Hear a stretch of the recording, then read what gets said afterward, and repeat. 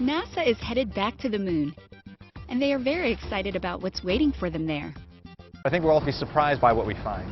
We're going to see the moon in a completely different way. Giving us that new perspective, the Lunar Reconnaissance Orbiter. It's the reason for all the excitement. And it's next on Real World.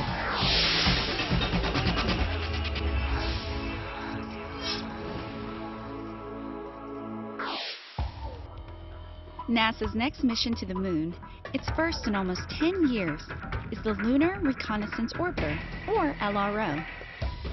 And it will give us the most comprehensive look ever at the moon.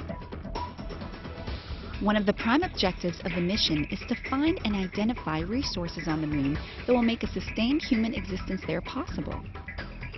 Researchers are paying particular attention to the lunar poles. We know already that the poles of the moon are a very unique environment. Noah Petro is a postdoctoral researcher working on LRO at NASA's Goddard Space Flight Center. What LRO is going to help do is really tell us why the poles are very unique and what's actually there. We right now have just the subtlest taste of what we might find there. LRO is going to be the main course. We're going to be eating data for years that we're going to get from the spacecraft. NASA scientists think the moon's polar regions might provide the best resources to set up permanent outposts where astronauts will work and live. We might find that the lunar poles have water ice at them. We don't know for sure exactly what's there. There's the hint that there's hydrogen at the poles. It might be in the presence of water, it might be something else. We need to find out where it is and what abundance that possible water is in. So LRO has been engineered to go on a lunar fact-finding mission, paying special attention to the poles. It will travel around the moon, passing over both poles each time it orbits.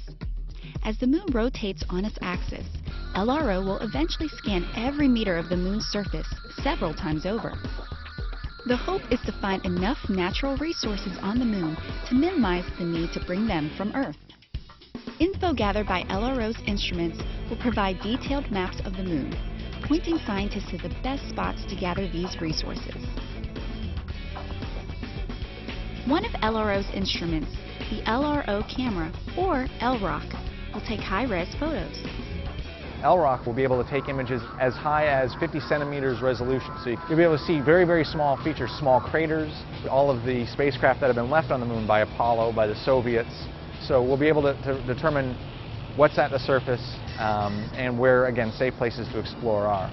LROC will also be able to identify resources on the moon by measuring light reflected off the surface.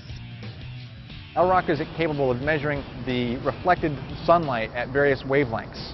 And different minerals that are found on the lunar surface reflect light differently at those wavelengths. Another instrument, the Lyman Alpha Mapping Project, or LAMP, will let scientists see in the dark. It works by using ultraviolet light from stars. LAMP will be able to look into areas of the poles of the moon that are permanently shadowed, that don't receive any sunlight, and by essentially looking at starlight coming into these permanently shadowed craters, we'll be able to detect the presence of water. NASA also hopes LRO will seek out elements that could be used for the infrastructure of a lunar living community of explorers.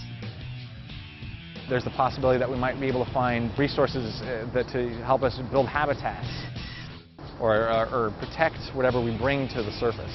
So all of the various instruments on LRO can be used in conjunction to essentially map out where we might find some of the other resources that would be useful for sustaining astronauts on the surface. You can learn more about LRO and follow the mission at www.nasa.gov.